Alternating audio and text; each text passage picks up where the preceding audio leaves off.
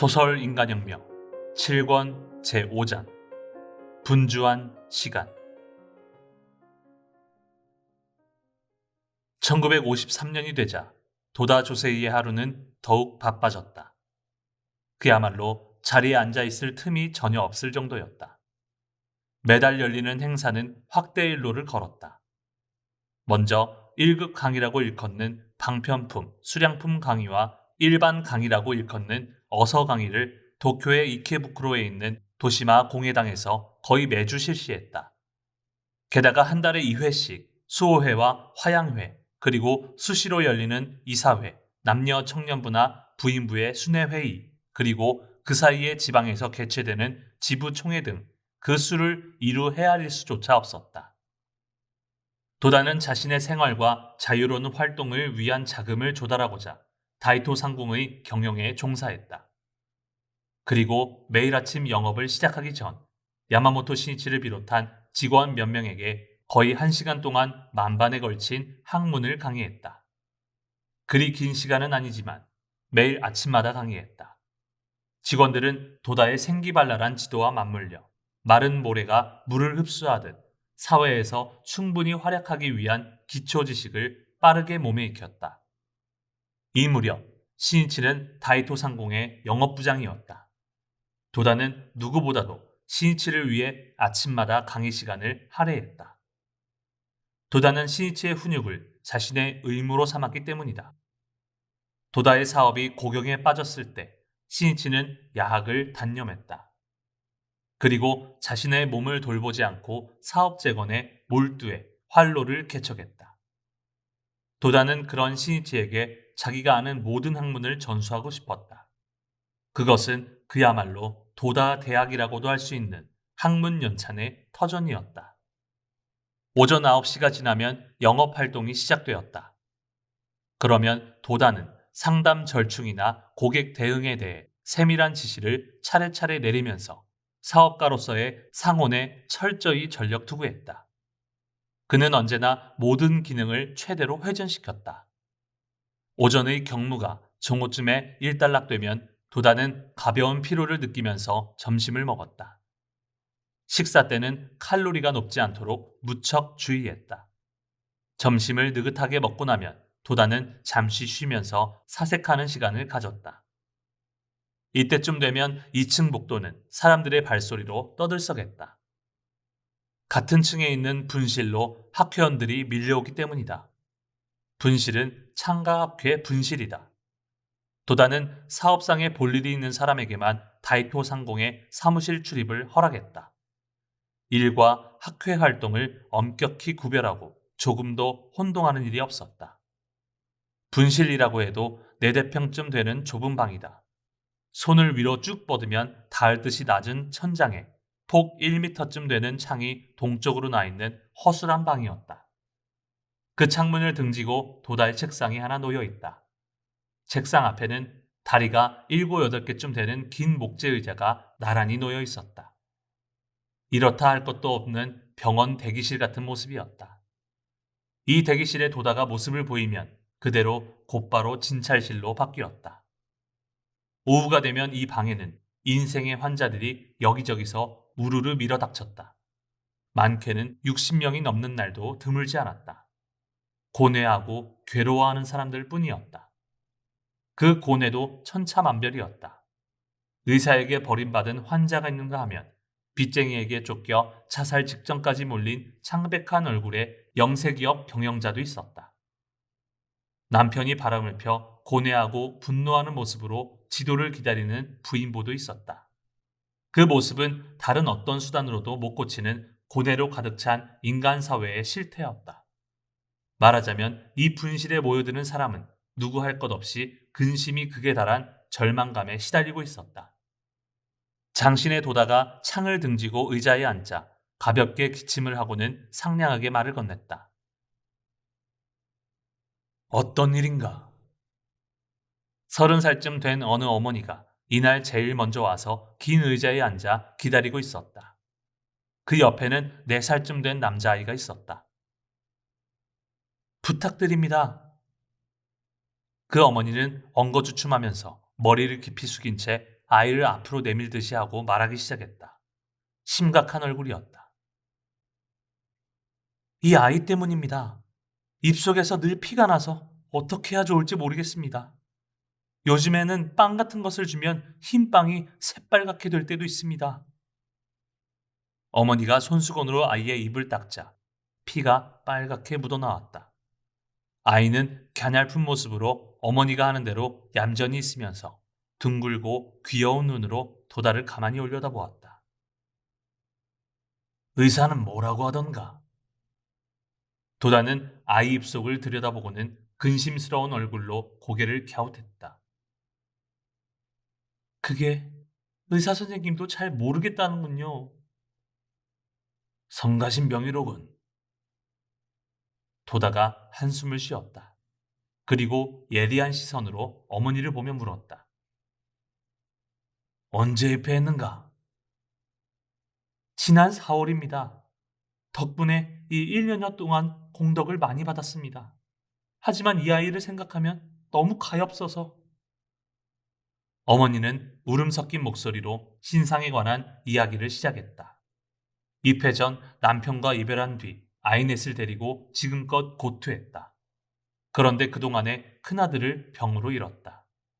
입회하고부터 불가사의하게도 생활이 좋아지고 안정되었지만 2, 3월쯤부터 막내 아들에게 출혈 증상이 나타났다. 밤에 이불 속에서 몸이 따뜻해지면 출혈이 심해져 추운 밤에도 마룻방에서 옷을 입힌 채로 재워야 했다. 그래도 아침이면 아이의 입에서 배어나온 피가 베개를 물들이고 창백한 얼굴로 누워 있었다. 아이 어머니는 그 모습에 몸과 마음이 여일 만큼 고뇌했다. 고개를 끄덕이며 이야기를 듣던 도다는 아이 어머니의 고민 가득한 이야기가 푸념이 아님을 알게 되자 더욱 애처로운 마음이 들었다. 의사가 고칠 수 있는 병은 의사가 고치면 된다. 하지만 의사가 고칠 수 없는 병은 도대체 어떻게 하면 좋은가? 이것이 큰 문제이다. 세상에는 의사가 고칠 수 없는 병이 많다. 도다는 물컵을 들면서 말을 계속했다. 업병이라고 해서 그런 병을 앓는 사람이 많을지도 모른다. 원인이 수겁에 있다고 한다면 그 병은 신심이 아니고 근본적으로 타개할 방법이 없다. 당신은 다행이네. 굉장한 힘이 있는 어본조님을 모시고 있기 때문이다. 진지하게, 진지하게 열심히 기원하게. 생명의 번원력이 그만큼 활발히 움직이기 시작한다. 낫지 않을 리가 없다. 알겠는가? 나는 거짓말하는 사람이 아니다. 도다는 혼신의 힘을 쥐어짜듯 대확신을 담아 지도했다. 그 자해는 아이 어머니의 마음속을 뒤흔들었다. 그 어머니는 몹시 감동한 나머지 울기 시작했다. 도다는 어머니와 아이를 지켜보면서 더욱 격려했다. 당신은 성실하게 신심을 해온 듯하군. 나는 그 점을 알 수 있네. 신심을 시작해서 막내 아이도 병에 걸렸다는 것은 드디어 업이 나왔다는 증거이다. 지금 나로서는 어쩔 수 없지만 평생 절대로 퇴전하지 않겠다. 이렇게 여기서 약속했으면 한다. 어본전을 결코 의심하지 말아야 한다. 그런 각오가 있으면 나머지는 반드시 묘법의 힘으로 어떤 형태든 실증이 엄연히 나타날 것이다. 예, 잘 알겠습니다. 감사합니다. 아이 어머니는 일어서서 머리를 깊이 숙였다. 그리고 몇 번이고 거듭 예를 표하고 돌아갔다. 그로부터 며칠 뒤 아이 어머니가 보고하러 찾아왔다. 지도를 받고 결의하여 제목을 부르기 시작했더니 아이의 출혈이 완전히 멈추었다는 것이다. 어머니는 감격의 눈물을 흘리며 이렇게 말했다. 혈기를 잃은 아이의 뺨은 지금 희미하게 붉은기를 띠고 있습니다. 다음으로 도다 앞에 앉은 사람은 40살이 넘은 남성이었다. 그는 자동차 부품 공장의 주인으로 제조 판매업에 종사했다. 그런데 적자 경영이 심해지자 종업원에게 급여도 줄 수 없게 되었다. 종업원이 차례차례 퇴직하고 경영도 완전히 어려워졌다. 자금 대책도 뜻대로 되지 않았다. 기진맥진한 그는 공장과 부지를 300만 엔에 매각하고 도망치려 했다. 그런 절망 상태에 빠져 있을 때 지인의 권유로 입회했다. 새로운 희망을 품고 오늘날까지 신심에 면려했지만 궁핍한 상황이 더욱 악화될 뿐이었다. 그래서 도다의 지도를 받으러 왔다는 것이다. 입회하고부터는 조석은행을 철저히 하고 있습니다. 절복을 하지는 못했지만 하려고 노력했습니다. 하지만 자금 조달도 안 되고 어려움이 극에 달해 지금은 절체절명의 상태입니다. 입회했더니 오히려 더욱 악화되었다는 듯한 말투였다. 도다는 그 남자의 업종에 대해 자세히 물은 다음 매우 평정한 모습으로 말했다. 알겠네. 그렇게까지 괴로워했으면 됐네. 그렇지만 중병이기 때문에 100일 정도는 열심히 해야 한다. 반드시 해결된다. 지금 돈을 벌지 못하는 것은 오히려 자네의 장래를 위해 좋은 일일지도 모른다. 나중이 되면 모두 알게 된다.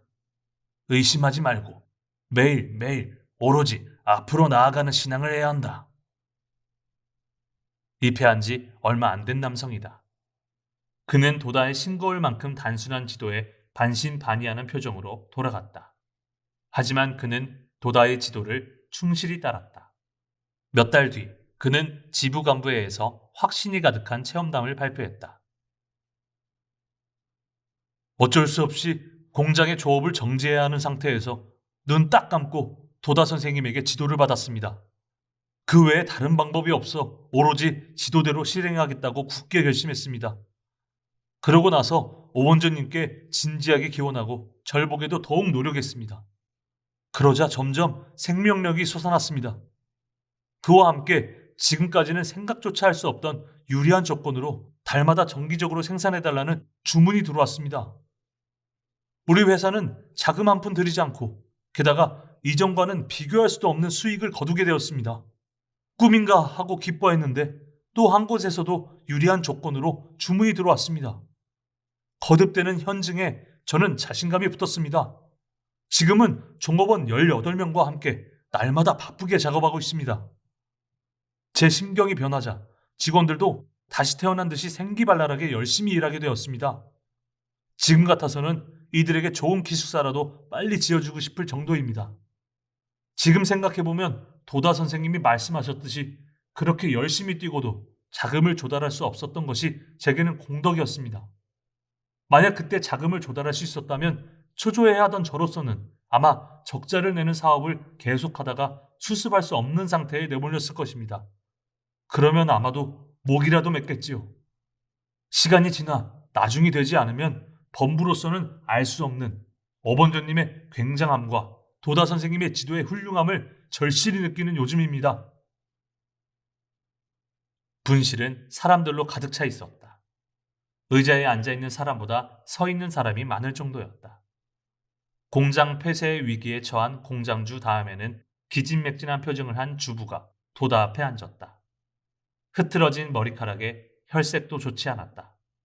그 주부는 이혼 문제에 관한 상담을 도다에게 요청했다. 도다의 짧은 질문에도 귀를 기울이지 않고 오직 일방적으로 같은 말을 지루하게 되뇌일 뿐이었다.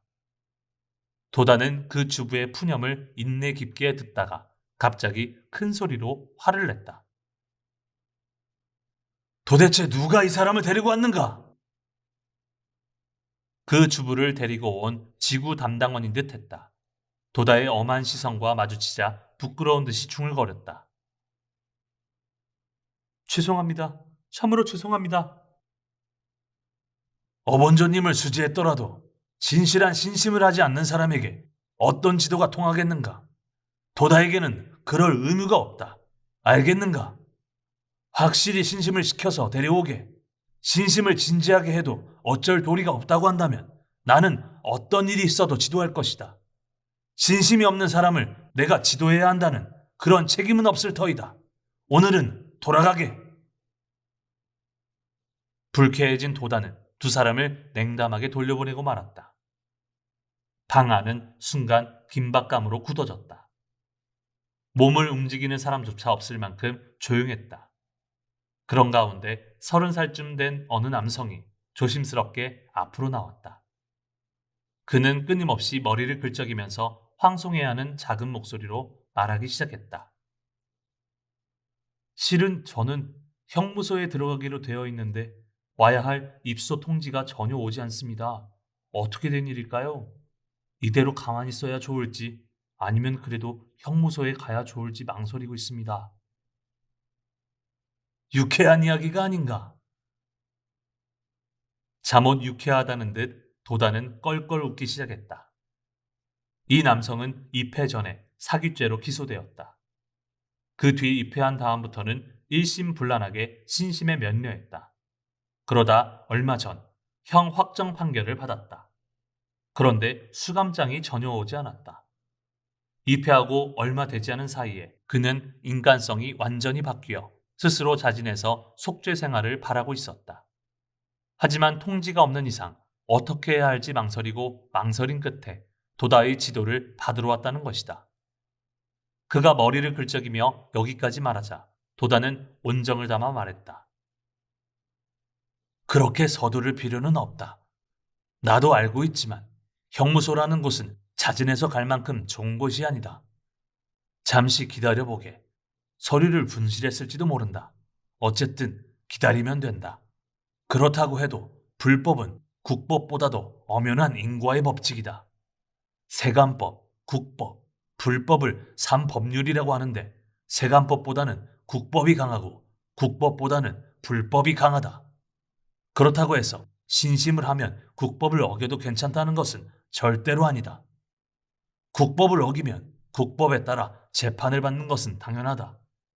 하지만 대성이님은 세간의 허물은 조금도 없으나 라고 말씀하셨듯이 국법 등을 어기지 않았는데도 불구하고 죄를 뒤집어 쓰셨다.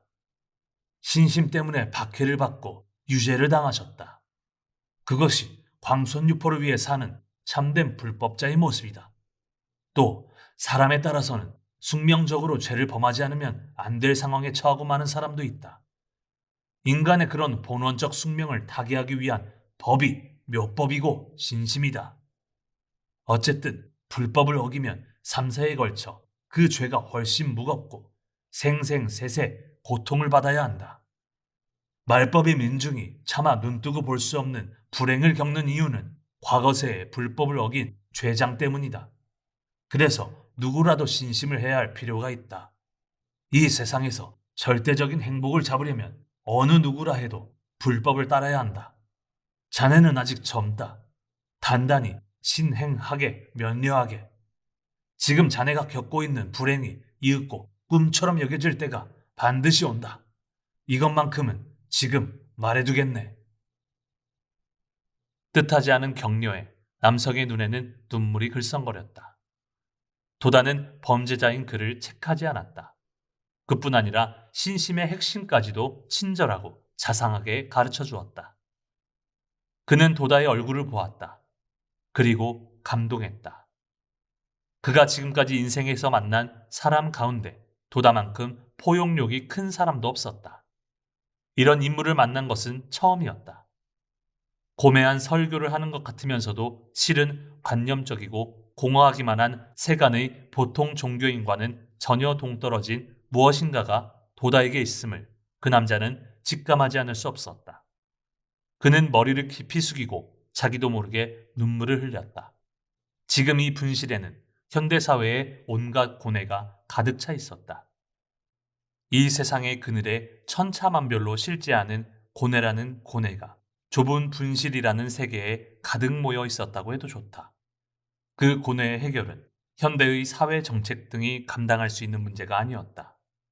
아무리 훌륭한 의사라도 변호사라도 또 고명한 정치가라도 수수방관할 수밖에 없는 인생의 문제였다. 그것은 통상적인 사회보장 정책 등의 통념을 모두 초월한 것이라고 해도 좋았다. 도다는 그것들을 하나하나 정성껏 받아들이고 점검했다. 그리고 니칠렌 성인이 나타내신 구세의 거울에 비추어 하나 또 하나 확신에 넘치는 묘법의 공력을 설하고는 해결에 필요한 절대적인 희망과 격려를 보냈다. 그런 도다도 때로는 쩔쩔매는 문제도 있었다. 하지만 도다는 소용돌이 치는 경류 속에서 버티고 서서 니치렌 대성인 불법을 유일한 말뚝으로 삼아 열심히 지도했다. 도다는 어떤 문제도 최후의 최후까지 포기하지 않았다. 형무소 문제를 상담한 남성과 교대해 50살쯤 된 장년의 순박한 농부가 도다의 앞에 앉았다. 그 농부는 앞니가 빠져 말이 명료하지 않았지만 골똘히 생각하는 모습이 어딘지 측은해 보였다. 저는 어본주님의 감사함은 충분히 알고 있습니다. 하지만 도저히 행복해질 것 같지 않습니다, 선생님. 어떻게 하면 좋습니까? 의아한 표정을 짓고 있는 도다를 보면서 그 농부는 다시 말을 이었다. 선생님은 요전에 행복해지는 방법을 가르쳐 주셨습니다. 근행과 절복을 끝까지 실천하면 현재의 괴로움이 반드시 해결될 것이라고 말씀하셨습니다. 저는 곧바로 실행해 보았지만 소용이 없었습니다. 근행은 할 수 있지만 절복의 성과가 나오지 않았습니다.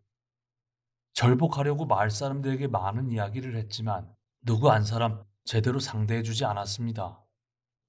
모처럼 선생님이 약속해 주셨는데 이래서는 도저히 행복해질 수 없을 것 같습니다. 근행과 절복, 다시 말해 자잉 화타의 신심, 인간혁명을 향한 첫걸음인 이 실천의 방정식은 지부총회 등에서 도다가 자주 한 말이다. 지금 도다 앞에 앉아있는 순박한 이 장년도 그 말을 듣고 분개한 사람이리라. 하지만 그에게 벽은 의외로 두터워 행복해지는 길을 그 벽이 막고 있는 듯이 여겨졌다. 그는 도다의 말을 진심으로 믿었다. 믿었기 때문에 새로운 고뇌에 시달리게 되고 그래서 먼 곳에서 도다를 찾아온 것이다. 절복은 난사 중에 난사라고 대성인도 말씀하셨다. 초조해하지 말고 강한 생명력으로 꾸준히 해야 하는 불도 수행이다. 겨우 두세 달 하고 낙담할 정도라면 생애에 걸친 신앙자의 태도라고는 할 수 없다. 하지만 당신은 이미 절복을 실천하고 있지 않은가? 그것만으로도 굉장한 일이다. 도다는 위로하듯이 격려했다.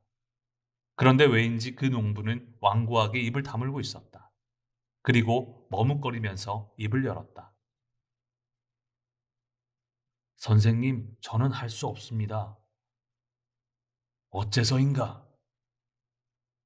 제 출신상의 문제입니다. 제가 태어난 지역은 이 한마디에는 비통하리만큼의 울림이 있었다. 그는 피차별 지구에 태어났다는 이유로 같은 인간이면서도 까닭없는 사회적 차별을 받아야 하는 일에 괴로워하고 있었다. 도다도 함께 괴로워했다. 그리고 얼마나 순수한 사람인가 하고 생각했다. 도다의 말을 마음속 깊이 믿고 순수하게 일념 발기를 감행했지만 부당한 사회적 편견과 차별이 그의 앞길을 가로막았다. 알겠네. 결코 한탄하면 안 된다. 도다는 그에게 따뜻한 눈빛을 보내면서 말을 이었다. 세간의 편견은 당신을 차별하고 있을지 모르지만 사람에게 어떤 차별도 없다고 설하는 것이 불법이다. 부처 스라에서 모든 인간은 평등하다. 불법은 총리 대신이든 서민이든 한 사람의 인간으로서 평등하게 대한다. 이것이 참된 인간 사회이다. 그렇게 되지 않고 있다는 것은 슬픈 일이지만 어딘가 근본이 잘못되어 있다. 그 잘못을 바로잡기 위해서라도 우리가 전개하는 황선유포라는 운동이 절대로 필요하다. 당신은 조금도 비굴하게 생각할 필요가 없다. 이미 어본조님을 수지한 불자가 아닌가. 당신은 그 사실을 잊지 말기 바란다. 이미 굉장한 경애에 들어서 있는 것이다. 오히려 신심 이야기를 들을 수 없는 사람이야말로 가엾은 사람이라고 생각하기 바라네. 당신이 절복해도 경멸하고 상대해주지 않는 마을 사람들은 참으로 가엾은 사람들이다. 당신이 나쁜 것이 아니다. 마을 사람들이 나쁘다. 아직도 편견에 빠져있는 사람들이야말로 너무도 시대착오적이고 낡아빠진 가엾은 사람들이다. 도다는 주먹을 꽉 쥔 장년의 거칠고 울퉁불퉁한 손을 바라보며 그의 슬픔을 음미하듯이 말했다. 아무리 절복이라고 해도 이 패자가 없다고 해서 비굴해지면 안 된다. 비굴해져서 세간을 저주한다면 불자라고는 할 수 없다. 당신이 마을에서 한 일은 문법 하종이라고 해서 이미 훌륭한 절복이다. 당신의 실천은 어번저님이 알고 계신다. 이 세상에서 가장 존귀한 절복을 하면서 비굴해지면 안 된다. 공덕은 틀림없네. 안심하게. 쓸데없이 세상을 원망하면 안 된다. 니치된 대성인도 자신을 해변의 전다라의 자식이니라 라고 말씀하셨다. 전다라는 인도의 찬다라라는 말의 음역으로 인도 사회의 4개 계급에도 포함되어 있지 않은 최하 계급이다. 어부의 아들인 대성이님은 자신의 출신을 그렇게 말씀하셨다. 이것은 시동범부의 모습으로 출연하신 말법의 어범불로서 불법상 중대한 의미가 있다. 그것은 그렇다 치고 대성이님은 당신을 포함한 말법의 모든 민중에게는 가장 가깝고 고마운 부처님이시다. 당신은 그 불자가 되었다. 사회의 편견에 빠져 자신을 욕되게 하면 절대 안 된다. 장녀는 겨우 얼굴을 들었다. 슬퍼 보이던 눈이 어느새 웃음을 짓고 있었다. 도다는 계속해서 이러한 사회적 차별이 유래한 역사상의 일까지 말하고 장년의 비탄을 없애주려 했었다. 고대나 중세에도 부당한 차별을 받은 사람들이 있는데 근세 봉건사회가 되면서 다이묘의 정치적, 경제적 이유 때문에 엄격한 신분제도가 만들어지고 신분에 따라 직업도 정해졌다. 그리고 신분이 낮은 사람이 하는 일이므로 그 직업은 천하다라는 사고방식이 생겨났다. 그런 편견 때문에 그 직업에 종사하는 사람까지도 멸시당했다. 이렇게 하여 어느새 사회적인 부당한 차별이 생기고 말았다. 오늘날에도 여전히 봉건시대의 나쁜 유물로서 그런 하찮은 통념이 남아있을 뿐이다. 세상이 아무리 당신을 박해해도 장가학회에는 그런 차별이 절대로 없다. 도다는 당신의 가장 큰 아군이네. 또 어려운 일이 있으면 언제든지 나를 찾아오게. 결코 좌절하거나 비굴해지면 안 된다. 당신의 많은 친구나 자손을 위해서라도 지금 당신의 힘을 내어 새로운 경애로 조용한 개혁에 한 걸음을 걸어야 한다. 어쨌든 어본전이 조람하신다는 사실을 잊으면 안 되네. 알겠습니다. 정말 감사합니다. 앞으로도 잘 부탁드립니다. 장녀는 거칠고 울퉁불퉁한 손을 무릎 위에 가지런히 놓은 채 서툴기까지 한 딱딱한 인사를 몇 번이고 계속했다. 도다는 참으로 순진하고 사랑스러운 남자라고 생각하면서 뭔가 생각났다는 듯이 비서에게 말해 다시마를 가져오게 했다. 이날 아침 도다의 고향인 홋카이도에서 보내온 최상급 다시마 묶음이었다. 나도 홋카이도의 가난한 어부의 아들이네. 전다라의 아들이지. 그것을 무엇보다도 긍지로 삼고 있다네. 이것은 고향에서 보내온 다시마인데 오늘을 기념하는 뜻으로 당신에게 주겠네. 가져가서 먹어보게. 맛이 아주 좋다네. 꽤 큰 묶음이었다. 제가 전부 받아도 되겠습니까? 전부 당신에게 주겠네. 감사합니다. 정말 감사합니다. 잘 받겠습니다. 장녀는 떠받들듯이 두 손으로 다시마를 받자 길다란 다시마 줄기 끝이 도다의 안경을 스쳤다. 도다는 살짝 피하고는 상냥하게 웃었다. 또 도쿄에 오면 꼭 만나도록 하지. 안심하고 신심하게. 장녀는 감동한 모양이다. 눈을 껌뻑이면서 말없이 몇 번이고 고개를 끄덕인 뒤 힘차게 방을 나갔다. 도다가 분실해서 하는 지도는 이 같은 사람들의 난문이라는 난문에 가족처럼 정성껏 온 힘을 다한 지도였다.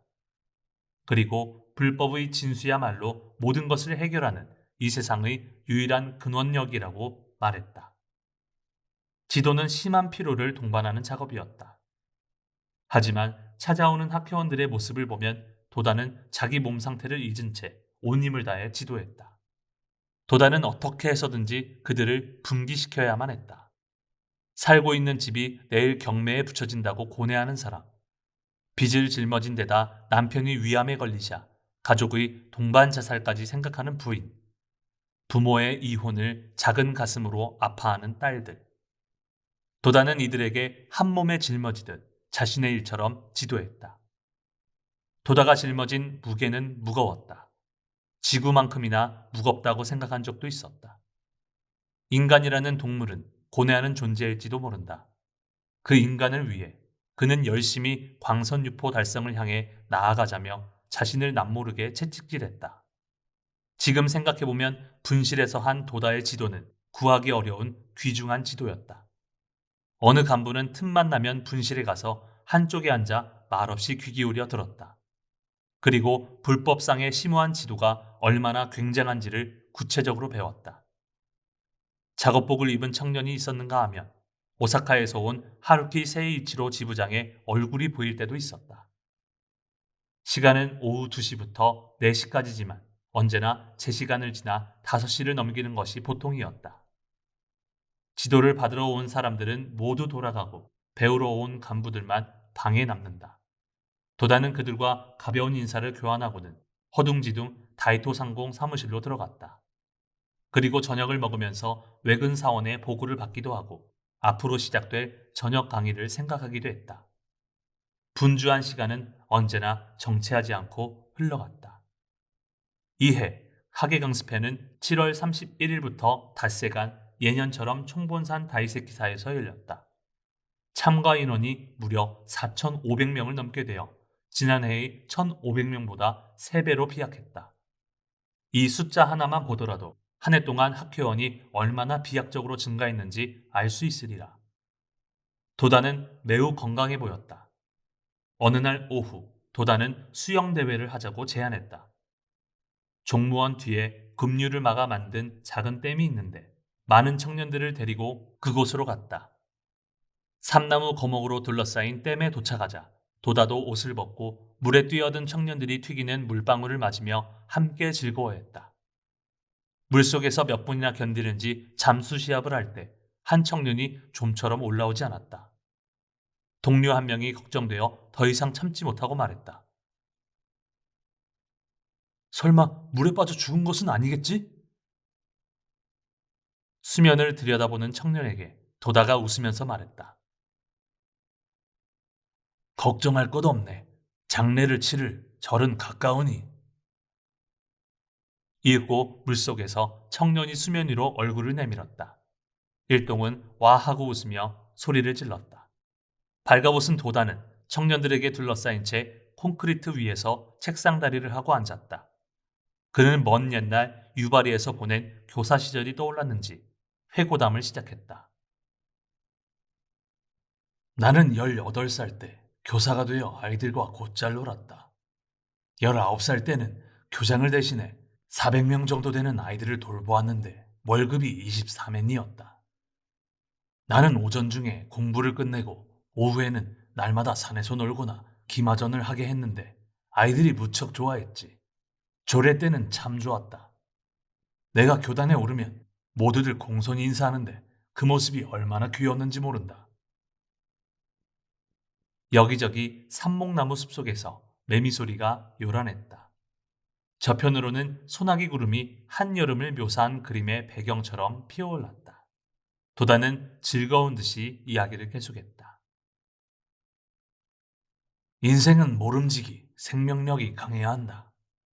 생명력이 강하면 인생을 즐길 수 있는 법이다. 있는 그대로 즐겁게 살아야 한다. 그런데 받는 월급은 부족하게 되어 있다. 그 월급에서 날마다 조금씩이라도 남기는 사람이 있는데 그 또한 좋은 일이지. 단 젊을 때부터 돈 모으는 일만 생각하는 작은 인간은 되지 말게. 나는 복은이 없는 남자라서 언제나 돈이 부족했다. 사치스럽고 제멋대로였기 때문이지. 하지만 신심에 면려하면서 제대로 생활할 수 있게 되었다. 여러분에게도 지금부터 무너지지 않는 복운을 쌓고 때로는 호화롭게 즐길 수 있는 사람이 되도록 하게. 도다는 기분이 매우 좋아 마음껏 즐겼다. 어제 재밌는 일이 있었다. 매점에서 부순 나무를 파는 아주머니가 풀이 죽어 앉아 있길래 얼마냐고 물었더니 30엔이라고 하더군. 그래서 함께 있던 이사들에게 사라고 했더니 모두들 돈을 가지고 오지 않았지 뭔가. 그래서 내가 돈을 빌려주고 한 그루에 50엔씩 샀네. 부순나무 파는 아주머니가 이런 일은 처음입니다. 괜찮습니까? 하며 기뻐하더군. 청년들도 무척 즐거운 듯 했다. 부순나무는 재밌는 나무라네. 화분에 심으면 바로 뿌리를 내린다. 대단한 생명력이지. 그런데 부순나무를 한자로 어떻게 쓰는지 아는가? 한 사람이 자신 있게 말했다.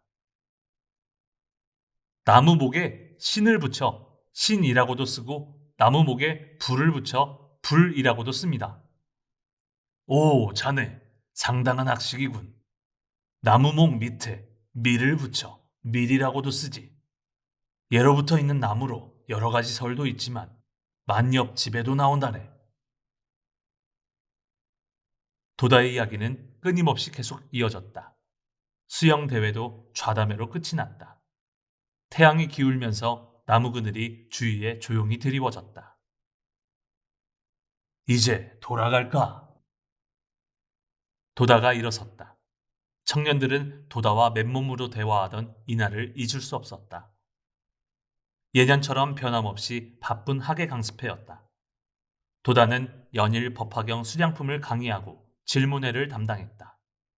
남녀 청년부 참석자 1100명은 청년부만의 독자적인 기획에 따라 다채로운 행사를 소화하고 웅변대회 등도 개최했다. 강습회가 8월 4일에 끝나자 그대로 리쿄보에서 도다를 둘러싸고 지방으로 파견하는 지도 절복대의 장행회를 열었다. 오사카, 나고야, 후쿠오카 등 3개 지역 외에도 이번에는 홋카이도가 새로이 추가되었다. 본부에서 파견하는 인원수는 총 66명이었다. 각 파견대는 총본산에서 수많은 학회원에게 전송을 받고 용약하며 각지로 흩어졌다. 열흘간의 일정이었다. 도다는 8일 항공편으로 오사카에 갔다. 그리고 11일에는 후쿠오카에 도착, 17일에는 하코다테, 18일에는 사포로, 이렇게 각지를 돌고 격려하면서 지방조직의 확대를 위한 지휘에 온 힘을 다했다. 8월 본부간부회는 8월 29일 저녁 도쿄 간다에 있는 교육회관에서 열렸다. 이때 보고된 파견대의 절복 성과는 오사카의 182세대, 나고야 65세대, 후쿠오카 83세대, 홋카이도 85세대였다. 그리고 전국의 절복 성과는 총 4,623세대에 달했다.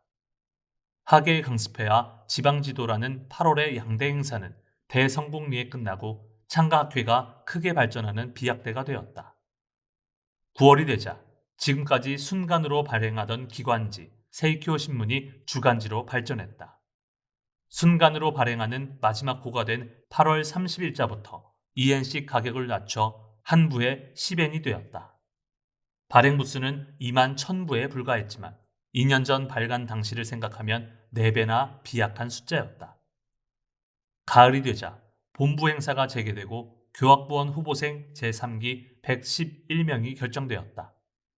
금요일 도시마 공회당에서 열린 어서 강의는 도다의 강의로 제2권 계목초 상부터 시작되었다. 도다는 광선유포의 발전과 더불어 조금도 방심하지 않고 교학의 진흥을 위해 주력했다. 매달 격증하는 학회원의 에너지를 더욱 순수하게 유지하려면 니치렌 대성인의 정통한 교학 외에는 방법이 없다는 사실을 도다는 전쟁 전의 쓰디쓴 경험으로 통감했기 때문이다. 등산회 참가자도 9월에는 3,000명을 돌파해 총본산의 숙방은 사람으로 넘쳐 흘렀다. 그래서 10월부터는 월 2회로 나누어 첫째 주 토요일 일요일과 둘째 주 토요일 일요일에 실시하기로 결정했다. 이처럼 모든 부문과 회합이 급속히 팽창하기 시작했다. 각 지부의 총회도 참석 희망자 전원을 수용할 수 있는 장소를 확보하기가 어려워졌다. 또 신년 연초의 방침에 따라 지구 조직을 강화해야 한다는 소리가 높아지면서 도다 자신도 지구부장 육성에 힘을 쏟기 시작했다. 그러자 기다렸다는 듯이 전국의 지구 가운데 두각을 나타내는 지구가 증가했다. 그래서 이해 4월경부터 지부의 책임 하에 지구총회가 전국 각지에서 활발히 열렸다.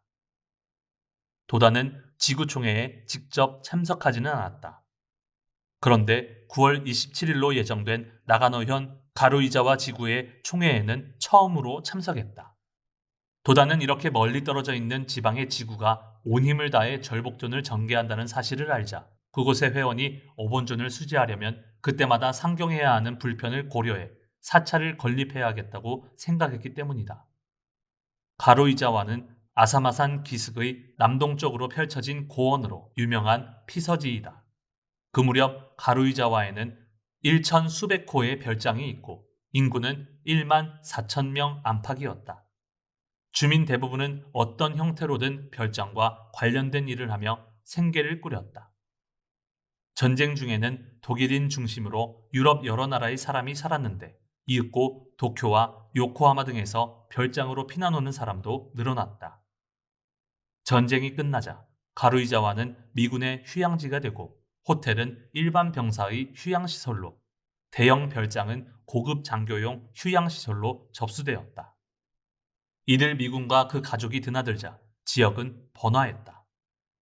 1952년 강화조약의 발효와 함께 미군에 접수된 호텔과 별장이 반환되었다. 가루이자와는 국제 친선과 문화 교류에 공헌하는 관광도시로서 재검토되었다.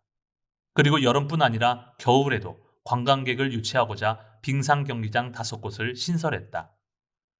가루이자와는 별장 휴양지로서의 역사를 살리면서 새로운 시대의 관광지로서 나아가기 시작했다.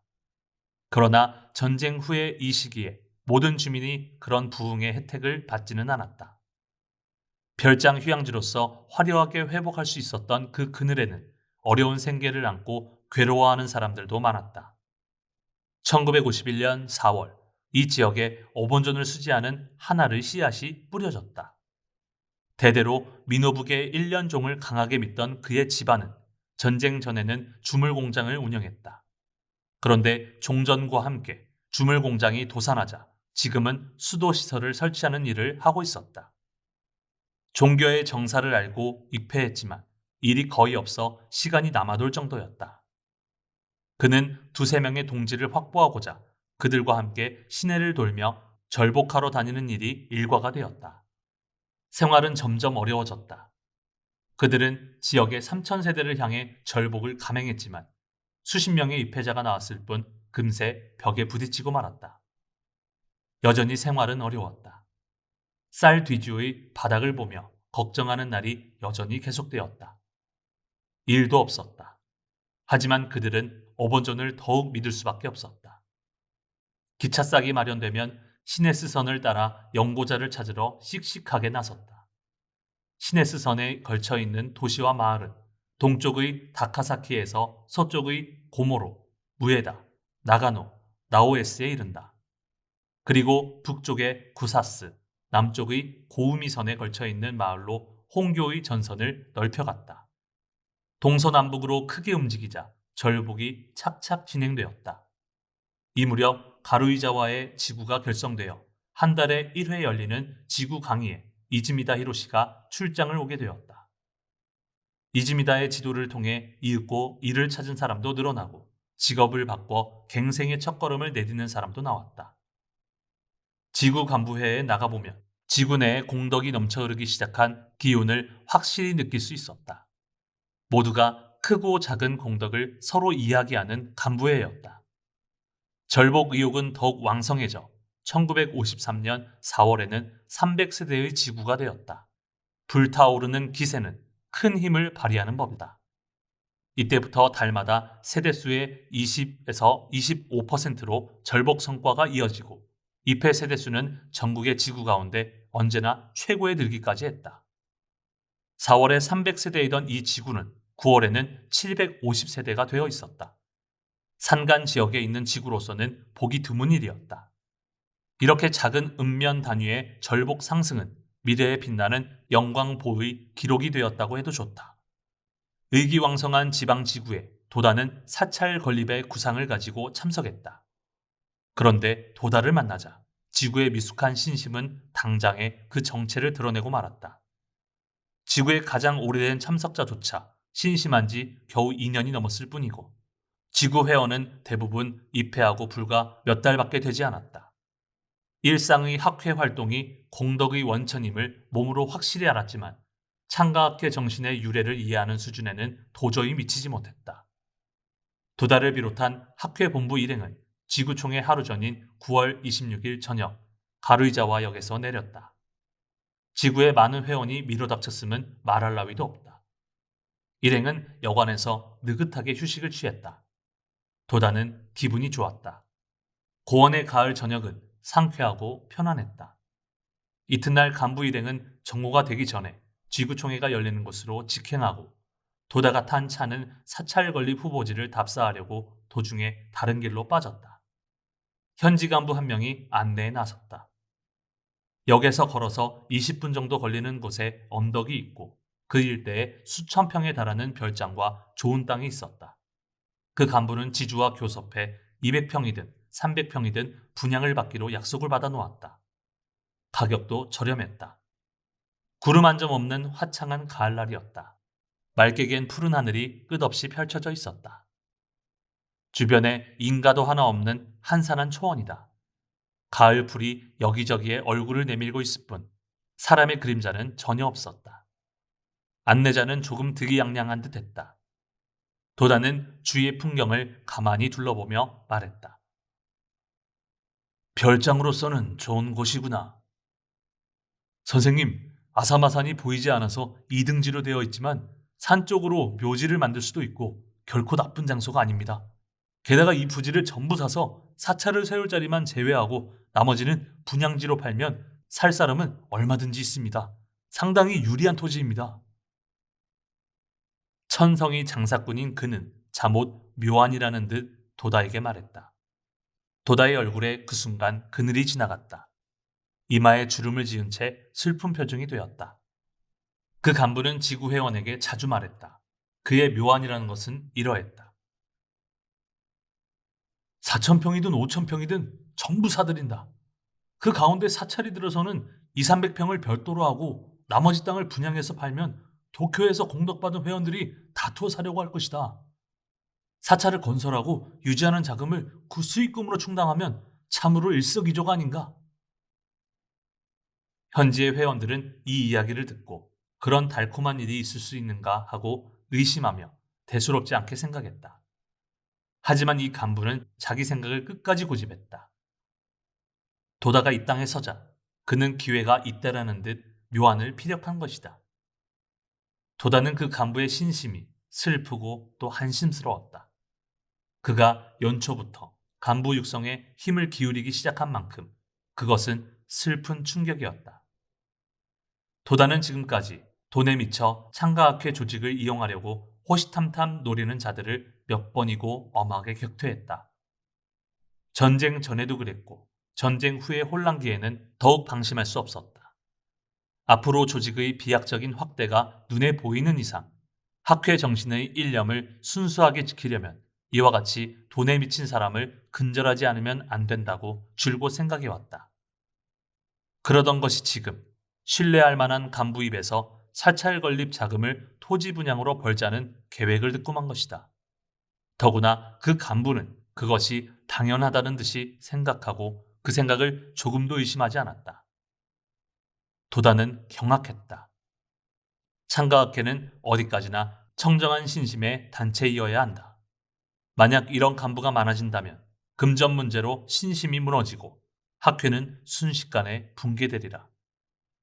도다의 슬픔은 경로가 되어 폭발했다. 무슨 소리를 하는가? 이 땅을 나보고 사라는 말인가? 불쾌하구나. 돌아가자. 차를 도쿄로 돌려라. 그 간부는 도다가 무엇 때문에 노했는지조차 몰랐다. 이윽고 자기가 말한 묘안이 나빠서 도다가 노했다는 사실을 깨달았지만 그것이 왜 나쁜지 그 이유를 전혀 알지 못했다. 신심이 미숙한 것을 깨닫지 못할 만큼 미숙했기 때문이다. 도다는 차를 타고도 고함쳤다. 차를 도쿄로 돌리게! 도쿄로! 조수석에 타고 있던 기요하라 가스가 기사에게 작은 목소리로 속삭이며 재촉했다. 빨리 회합 장소로 돌려요. 이즈미다 히로시는 회합 장소 근처에 있는 대기실에서 혼자 기다리고 있었다. 도다는 이즈미다를 보자마자 큰 소리로 꾸짖었다. 자네는 도대체 무엇을 지도했는가? 나는 그 어떤 속임수도 일체 용서하지 않겠다. 이즈미다는 깜짝 놀랐지만 도다가 무엇 때문에 화가 났는지 알 수 없었다. 토지에 관해서 틀림없이 무슨 안 좋은 일이 있다고 헤아렸지만 땅을 분양하자는 이야기는 이즈미다가 꿈에도 생각지 못한 일이었다. 이때 도다의 분노가 얼마나 격했는가. 그가 훗날 그때만큼 화가 난 적은 없었다고 여러 번 수레할 만큼 그 모습은 무섭고 사나웠다. 이즈미다의 얼굴이 창백해졌다. 그리고 남자답게 사죄하는 수밖에 없었다. 책임은 저에게 있습니다. 지구 회원의 잘못이 아닙니다. 모든 잘못은 제게 있습니다. 그렇다. 지구 회원은 아무런 죄도 없다. 사찰 건립을 미끼로 땅을 분양하고 그 땅을 장각해서 구입하라니 정말 무서운 일이다. 신심이 썩고 말았다. 도다는 입회 기간이 짧고 순수한 지구 회원의 체면을 봐서 총회에 참석했다. 그리고 조금 전에 경로를 잊은 듯 친절하고 자상하게 격려하고 지도했다. 총회는 부드럽게 그리고 뜻있게 끝났다. 호텔의 응접실에서 열린 간담회에도 도다는 웃는 모습으로 참석했다. 그날 저녁 기차가 역을 떠나려 할 때 도다는 차창 밖에 모인 지구회원에게 손을 내밀고 악수를 청했다. 그리고 문득 그 지구부장을 보자 이렇게 말했다. 속임수는 그만두게. 이때 사찰 건립 이야기는 중단되었지만 이듬해 가을에 도다는 가루이자와 동지를 위해 역 근처에 사찰 한 곳을 건립했다. 9월 본부간부에는 30일 처음으로 도시마 공회당에서 열렸다. 절복 성과는 5,000세대를 돌파해 5,195세대였다. 이렇게 순조롭게 나아간다면 연간 목표인 5만 세대 달성도 확실했다. 또 같은 9월에는 가마타 지부가 1,003세대의 성과를 내면서 지부로서는 처음으로 1,000세대를 넘었다. 그리고 가마타 지부의 야구치 지구는 334세대를 달성하면서 여전히 지구 제1위를 차지했다. 도다는 이러한 새로운 전개를 주목하고 이렇게 말했다. 가마타 지부가 드디어 1,000세대를 돌파하고 가마타의 한계 지구가 제6위인 고이와 지부를 물리쳤습니다. 지부장이라 해도 고이와 지부보다 처지는 지부장은 각오하기 바랍니다. 여기에는 커다란 문제가 있습니다. 야구치 지구의 하루키 요지 지구부장은 모든 면에서 보군을 쌓고 있습니다. 장의 위치에 있으면서도 투쟁력이 없는 사람에게는 보군이 따르지 않습니다. 여러분이 아무리 절복한다고 해도 내게서는 월급 한 푼도 나오지 않습니다. 게다가 학회의 대행진에 온 힘을 다해 도우면 당연한 일이고 실수를 하면 잔소리를 듣습니다. 참으로 딱한 일이라고 생각합니다. 하지만 그것이 싫으면 그만두기 바랍니다. 지용의 동량인 내게는 구원으로부터 약속한 권속이 있습니다. 그리고 그 권속들이 활동하기로 정해져 있습니다. 하지만 틀림없이 어본조님이 여러분에게 상을 내려주실 것입니다. 나도 그렇습니다. 내가 만약 오늘 이곳에 모인 1천 수백 명에게 100엔이나 200엔의 청각료를 받는다고 해도 고작 해야 20만 엔 정도의 푼돈밖에 안 됩니다. 오본조님께 받는 공덕에 비하면 전혀 비할 바가 되지 못합니다. 오본조님에게 조용히 제목을 부르고 자신의 보군을 여는 방법을 생각하기 바랍니다. 그리고 오직 광선유포만을 바라는 간부가 되기 바랍니다. 그리고 도다는 요 근래 전국적으로 한창인 지방지도에 대한 경고를 잊지 않았다. 다음은 절복에 대해 말하고자 합니다. 나는 전국적으로 광선유포를 전개하려면 지방으로 절복의 손길을 보내는 일이 중요하다고 생각했습니다. 그런데 모두 지방 지도를 흉내내기 시작하면서 지방에만 눈을 빼앗기고 자기 지역에서는 투쟁을 잇고 있습니다. 나는 이 일이 조금 걱정스럽습니다. 지방으로 가지 않으면 창피하다는 생각은 그만두기 바랍니다. 지부나 지구에서 자기 지역의 절복 활동을 계획적으로 실천하고 유효하게 활동한다면 반드시 배 이상의 성과를 올릴 수 있을 것입니다. 이 일은 학회 전체로서 생각해 주기 바랍니다. 전국 각지를 향한 진출이 현저해지자 오랜 세월에 걸쳐 동면 상태에 빠진 종래의 1년 종종 신도들에게 적지 않은 자극이 되었다. 홋카이도의 아사히카와 근교에 위치한 아이베스의 호센사와 후카가와의 호류사에 소속된 신도가 학회가 대행진하는 모습을 보고 가만히 있을 수 없어 학회에 입회하기를 열망한다는 의사를 전해왔다. 그들은 이해 실시한 학예 지방 지도를 접하고 창가학회 광선유포의 기계를 알게 된 것이다. 도다는 숙고를 거듭했다. 그리고 그들의 열망을 총본산에 전하고 양해를 얻어 11월 3일에 이르러 마침내 입회를 허가했다. 그리고 두 사찰의 34세대 200명의 신도를 학회연으로 맞이하게 되었다.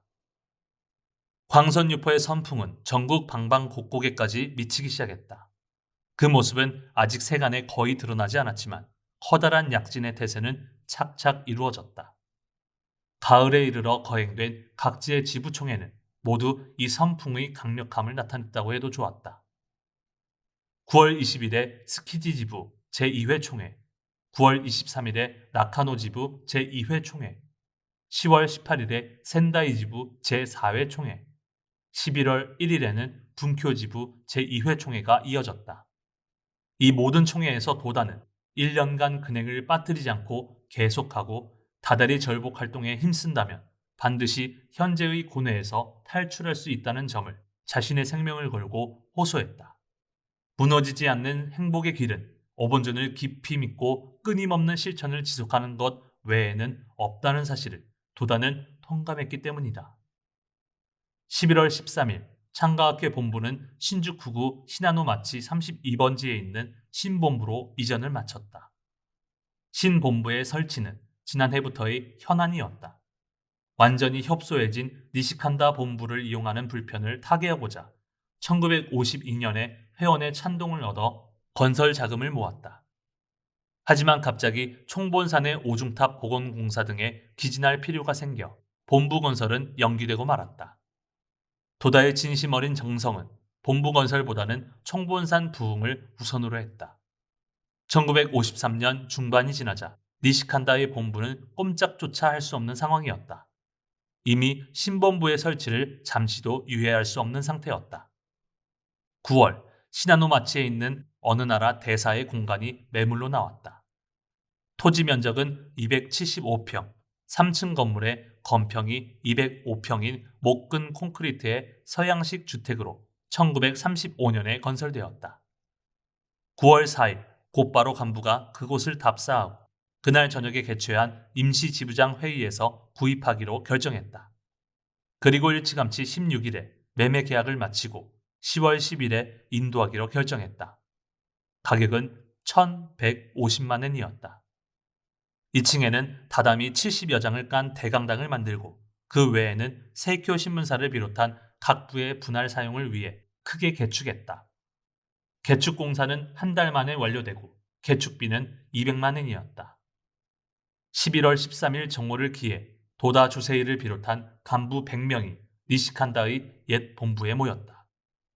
대법 홍통, 자절 광선 유포, 대원 성취의 창가학회 상주, 어본존을 천좌하는 의식이 시작되었다. 야마기와 히로시 남자부장과 야마모토 신이치 제1부대장이 니시칸다의 옛 본부에서 어본존을 받들고 차로 시나노 마치의 신본부로 갔다. 신본부에서는 고니시 선임이사를 비롯한 지부장들이 본부기와 함께 이들을 맞이했다. 2층 대강당에는 학회원이 가득 차 있었다. 도다 주세이 일행이 신본부에 도착하고 얼마 뒤 오픈카에 실은 불단이 도착했다. 창제를 하는 동안 도다가 직접 창가학회 상주 어번존을 안치했다. 그리고 도다의 도사로 근행을 하고 식전은 순조롭게 끝났다. 시계바늘이 오후 1시를 가리켰다. 그날 저녁 새 다다미 위에서 도다를 둘러싸고 축하 모임을 열었다. 신본부의 넓디 넓은 강당은 밝고 화려한 분위기에 감싸였다. 희색이 가득한 신본부에서는 떠들썩한 웃음소리가 언제까지고 끊이지 않았다. 이튿날 아침 일찍부터 학회원은 기쁨에 빛나는 얼굴로 우리 신본부를 한번 꼭 보자며 속속 몰려들었다. 그리고 강당에 있는 어번존 앞에서 즐겁게 창제했다. 오는 사람, 돌아가는 사람, 수많은 회원이 출입했다. 하지만 강당은 언제나 사람들로 가득했다. 이튿날도 그 이튿날도 마찬가지였다. 도다는 기뻤다. 니시칸다의 옛 본부와 비교할 때 이 얼마나 달라진 모습인가. 건물은 어리둥절할 만큼 넓었다. 게다가 정원에 나무도 있고 연못도 있다. 가을벌레 우는 소리도 들렸다. 도다는 2층 다다미 방을 회장실로 하고 커다란 책상을 놓았다. 그리고 그 책상 앞에 앉아 기쁨에 넘친 학회원들의 제 목소리를 아침부터 저녁까지 들었다. 도다의 방은 대강당과 문 하나를 사이에 두고 있을 뿐이었다. 창제는 교대로 진행되어 잠시도 끊어지지 않았다. 이런 날이 일주일쯤 계속되자 그는 조금 당황했다. 조용히 생각할 수가 없었다. 이래선 곤란하군. 도다는 어쩔 수 없이 시간적으로 제한을 두라고 간부에게 지시했다. 신본부로 이전하고 나흘째인 11월 17일 새롭게 단장한 강당에서 초대회장 마키구치 스네사부로의 제10회기 법요가 거행되었다. 오후 6시 조센사 주지인 호리고메 니치준의 도사로 근행이 시작되었다.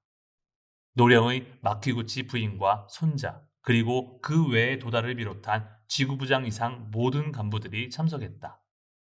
35평 정도의 강당은 이들을 넉넉히 수용할 수 있었다. 법요가 끝나고 추억담으로 이어졌다.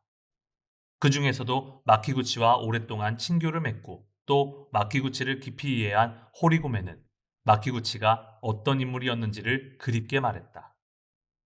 호리고메는 1947년 10월에 개최한 창가학회 제2회 총회에서도 마키구치에 관해 법화에 의해 비로소 일변하신 선생님이 아닌 태어날 때부터 부처인 선생님이 법화로 개연하여 그 면목을 선양하신 것이라고 깊이 생각합니다. 라고 말했다. 그리고 10회기 법요인 이때도 사제의 길에 철저한 도다의 실천은 법화경의 사제 상대의 신앙 그 자체이고 도다의 스승인 마키구치는 자해불승의 사람이라고 생각한다고 말했다. 자해불승은 스스로 불승을 안다는 뜻으로 스스로 부처의 경지를 깨닫는 것을 말한다. 호리고메는 일관해서 마키구치 선생님은 부처의 경지에 있었다고 말했다.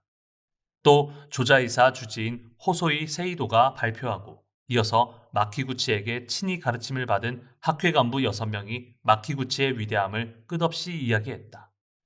도다는 이들의 추억담에 조용히 귀를 기울였다. 그리고 마지막에 감개무량한 표정으로 마이크 앞에 섰다. 지금 마키구치 선생님의 추억담을 듣고 있자니 제가 젊은 청년 시절부터 44살 때까지 선생님 곁에 있었을 때가 떠올라 가슴이 벅찹니다. 선생님은 청년을 참으로 사랑하셨습니다. 저도 때때로 선생님 댁에 새벽 1시나 2시까지 폐를 끼친 적이 있었습니다. 사모님은 학자의 이야기는 길다고 하시며 먼저 주무신 적도 있었습니다. 도다는 이렇게 말하면서 옆에 있는 마키구치 부인을 보고 웃었다. 선생님은 참으로 순수와 성실 그 자체인 분이셨습니다. 그렇게 훌륭하신 분이 돌아가신 곳은 감옥 아니었습니다. 일찍이 다나베 스케토시 교수는 어떤 예감을 느낀 듯 선생님이 1930년에 발간한 창가 교육학 체계의 서문에서 이렇게 말했습니다. 일개 초등학교 교장인 바브르는 곤충 연구에 묵묵히 일생을 바쳤다. 학문의 나라 프랑스는 파브르를 프랑스의 자랑이라고 여기고 교육부 장관이 친히 왕림해 프랑스의 이름으로 감사의 뜻을 정중히 표했다. 일개 초등학교 교장인 마키구치 스네사브로 씨는 온갖 박해, 온갖 고난에 맞서 싸우고 그 귀중한 한평생을 바쳐 마침내 획기적인 장가 교육학을 완성했다. 문화의 나라 일본은 나라의 자랑인 이 위대한 교육자를 어떤 방법으로 대우하려 하는가? 참으로 일본이라는 나라는 선생님을 감옥에서 죽음으로 대우했습니다. 도다는 잠시 말을 끊었다. 그리고 막 발간된 가치론을 손에 들면서 격앙된 어조로 말을 이었다. 저는 제자로서 선생님이 남기신 위대한 철학이 세계에서 인정받도록 할 것입니다. 자기 자식이 귀여운 것처럼 선생님이 가치론에 치우친 점은 있다고 생각합니다. 저도 천태로 흘러 큰 벌을 받았지만 어디까지나 어본존이 중심이고 가치론은 유통분으로서 인용한 것입니다.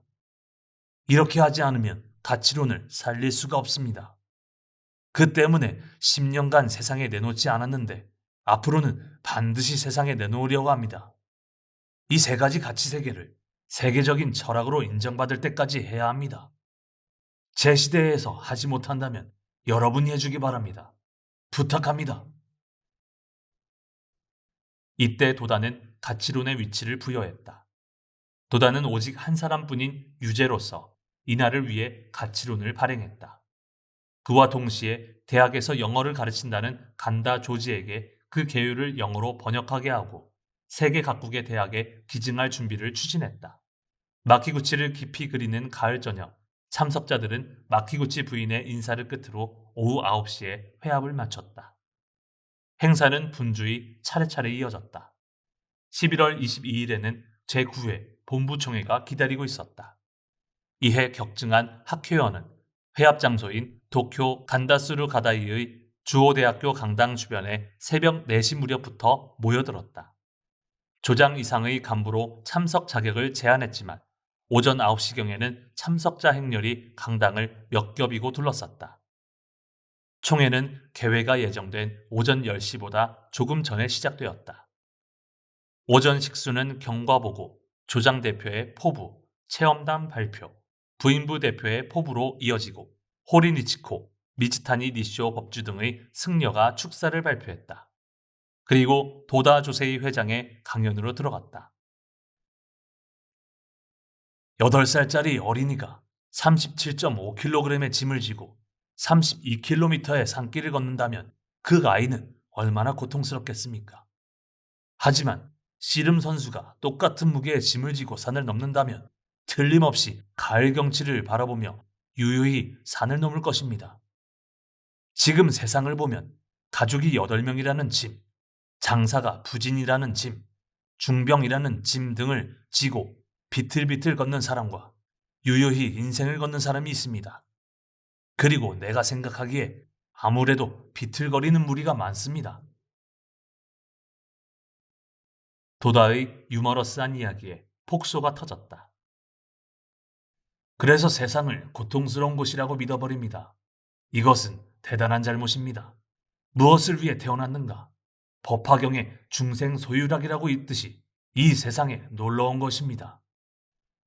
참된 신심의 정점은 살고 있는 그 자체가 즐거워야 합니다. 보편적인 상대적 행복은 낮기 때문에 이것이 절대적 행복으로 바뀌면 비록 빚쟁이가 찾아와도 기뻐서 어쩔 줄을 모르는 생활이 됩니다. 아내와 대화를 해도 아침에 일어나도 밥을 먹어도 즐겁다는 인생은 어본전을 끝까지 믿었을 때 실현되는 법입니다. 고통만을 맛본다면 사는 보람이 없을 것입니다. 그것은 짜디짠 연어와 같습니다. 그렇다면 세상을 행복하게 즐기려면 어떻게 하면 좋은가? 인생을 즐기려면 돈도 체력도 있는 편이 좋습니다. 하지만 근본적으로는 생명력이 있어야 합니다. 이것은 구실을 댄다거나 버틴다고 나오는 것이 아닙니다. 어본존에게 용감히 기원하지 않으면 절대로 안 됩니다. 이 점을 절실히 깨달으면 됩니다. 비유를 들자면 참으로 불경스럽지만 어본존은 행복해지는 기계입니다. 이 사용법은 아침 저녁에 근행과 절복의 실천입니다. 돈을 벌고 건강해져 인생을 마음껏 즐기다가 죽도록 합시다. 간결하고 실천적인 지도였다. 한 점 흐림도 없이 사람들의 가슴속에 틀림없이 각인되었을 것이다. 오전 행사는 도다의 지도로 끝나고 이어서 오후 행사가 1시부터 시작되었다. 새로운 지부가 탄생했다는 보고에 이어 오사카의 아사다 히로시에게 지부기가 수여되었다. 이날 아사다는 사카이 지부 지부장이 되었다. 이로써 학회는 16개 지부를 갖추게 되었다. 다음은 표창식으로 이어지고 올해 30대 이상의 홍교를 이룬 투사들이 단상에 나란히 섰다. 이와 함께 전국의 지구 가운데 6개월간 계속해서 10위 안에 든 지구가 각각 우레와 같은 박수를 받으며 표창되었다. 장례는 일찌감치 열기에 감싸였다. 체험단 발표와 각부 대표의 결의 발표가 있은 뒤 고니시 다케오 선임이사가 내년을 향한 결의를 참석자들에게 힘주어 말했다. 올해도 투쟁이 앞으로 한 달이 남았습니다. 그러면 내년에는 어느 정도의 목표를 세우고 투쟁해야 하는가? 그 점을 오늘 여러분과 상의하고자 합니다. 올해를 돌이켜보면 지난해 12월에 세대수 2만을 기초로 올해는 5만 세대를 절복하여 7만 세대를 앞두고 있습니다. 올해는 참으로 확신한 대로 되었습니다. 이를 바탕으로 내년을 생각할 때 목표인 8만 세대를 만족할 수 있겠습니까? 어떻습니까? 만족할 수 없겠지요? 격렬한 박수가 일제히 터져나왔다. 그러면 한번 계산해 보겠습니다. 올해는 5만 나누기 2만이니 2.5배입니다.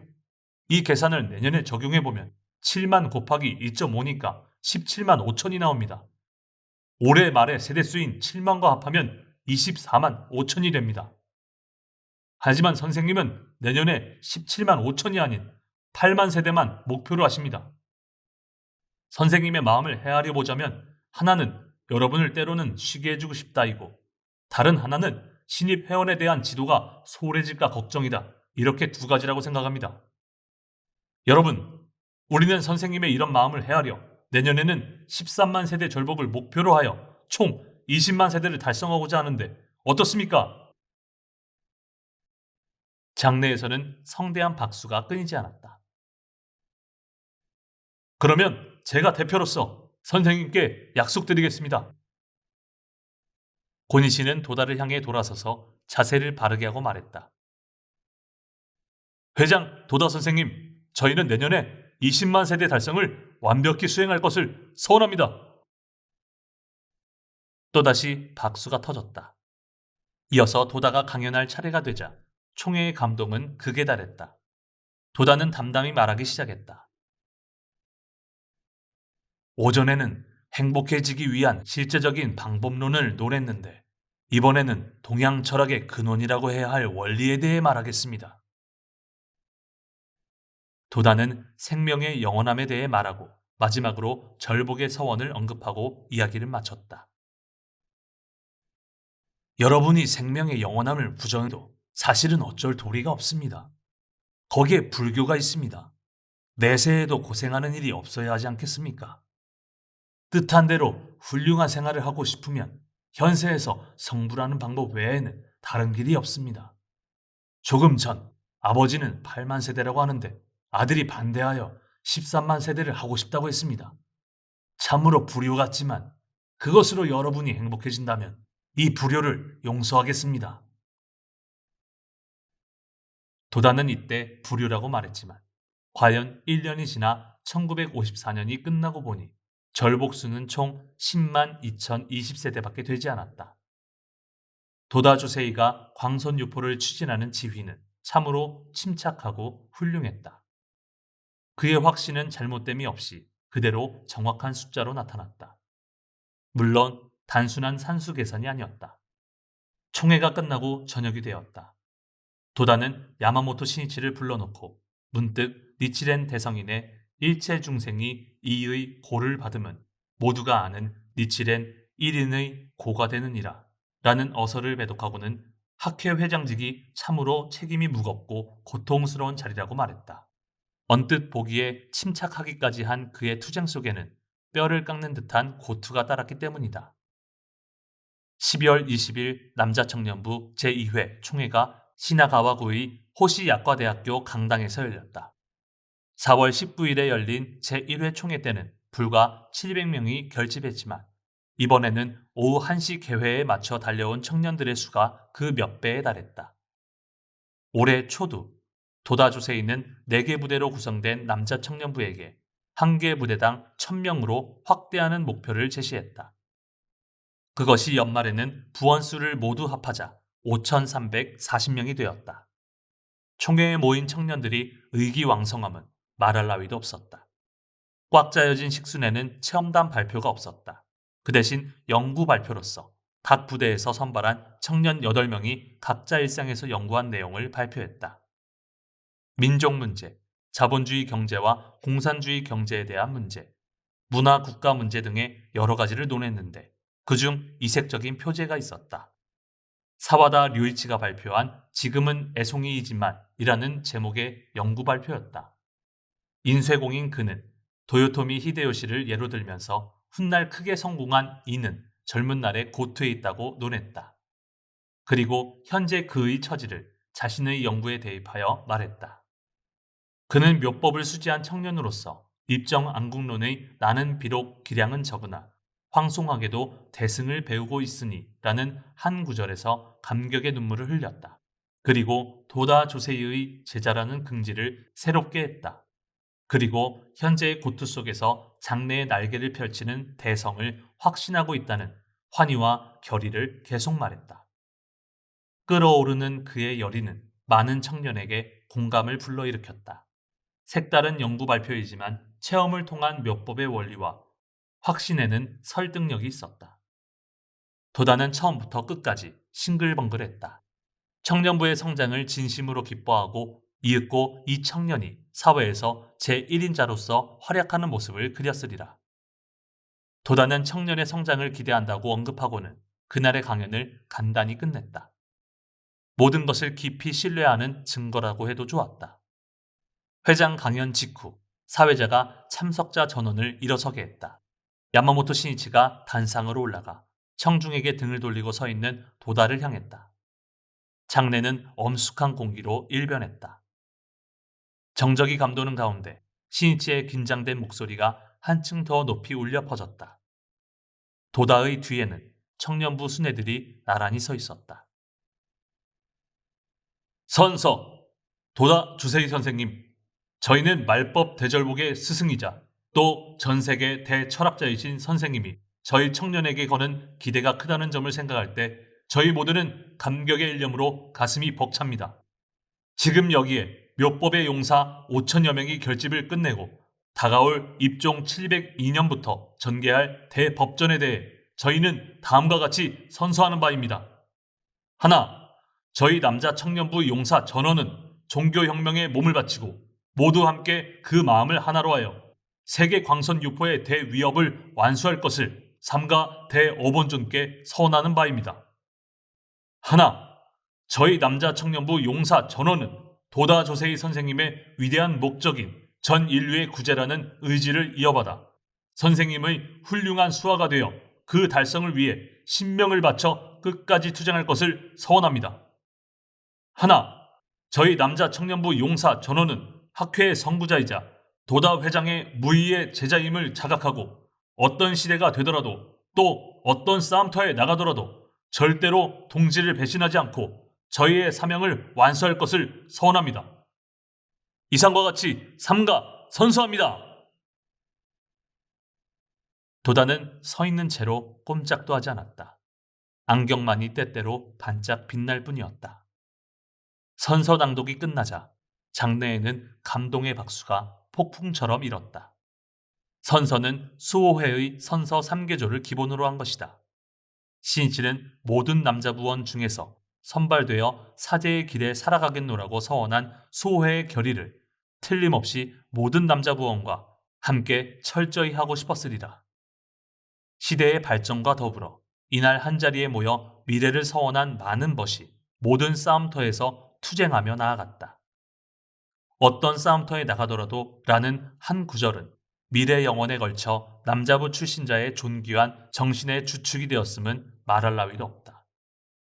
이튿날 21일, 이해 마지막 본부간부회가 도시마 공회당에서 열렸다. 12월의 절복 성과는 5,979세대로 이해 절복수는 연초의 목표를 넘어 5만 1,996세대가 되었다. 전체 세대수는 연초에 22,312세대에서 74,308세대로 더욱 격증했다. 이날 모인 간부들은 할 일을 완수했다는 상쾌한 희열을 서로 나누었다. 일종의 해방감과 함께 하면 된다는 확신에 넘쳐 의기양양하게 신년을 향한 투지를 들끓게 했다. 도다는 이날 저녁 자택의 2층 서재에서 혼자 책상 앞에 앉았다. 세이쿄신문 신년호에 게재할 소설 인간혁명의 원고를 서둘렀다. 소설의 장면은 1943년 7월 어느 날 아침 형사가 자신을 검거하러 온 부분에 다다랐다. 도다는 그날의 일을 생생히 떠올리면서 펜을 옮겼다. 다 쓰고 나자 문득 10년이란 세월이 흘렀음을 느꼈다. 회상은 회상을 부른다. 은사 마키구치 스네사부로를 그리면서 궤도에 오른 현재의 창가학회가 발전한 모습을 한 번만이라도 마키구치에게 보여주고 싶었다. 고통스러운 10년간의 투쟁이었다. 하지만 도다는 이 해에 5만 세대 절복을 수행할 수 있었다. 마키구치가 얼마나 기뻐하겠는가. 도다에게 이 해의 싸움, 시금석이었다. 이 투쟁에서 승리한다면 광선유포의 길은 이미 확실하다고 해도 좋다. 도다는 이 해가 지나가기를 기다렸다. 도다의 마음은 어느새 미래를 향해 달렸다. 올해 7만, 내년 15만, 그리고 내후년은 그의 엄밀한 계산은 몇 년 후에는 75만에 달할 것을 예견했다. 광선유포의 기초를 확실히 다질 75만 세대. 도다의 소원인 75만 세대. 이때 도다는 심장박동이 이상하게 높아지는 것을 느꼈다. 도다는 무의식 중에 가슴을 누르고는 가볍게 문지르며 창제했다. 도다는 문득 무서우리만큼 쇠약해진 자신의 몸을 느꼈다. 육체를 파괴하고 만 것이다. 비참한 옥중 생활로부터 10년. 도다의 육체는 이미 완전히 지쳐버리고 말았다. 도다는 지금 인생의 만년에 와 있음을 깨닫지 않을 수 없었다. 75만 세대는 시시각각 다가올 것이다. 그와 동시에 도다의 생애 또한 시시각각 종말에 다가서고 있음을 자각하지 않을 수 없었다. 도다는 영겁을 감득하여 깨달은 심정으로 근행하기 위해 경건히 오본존을 향했다.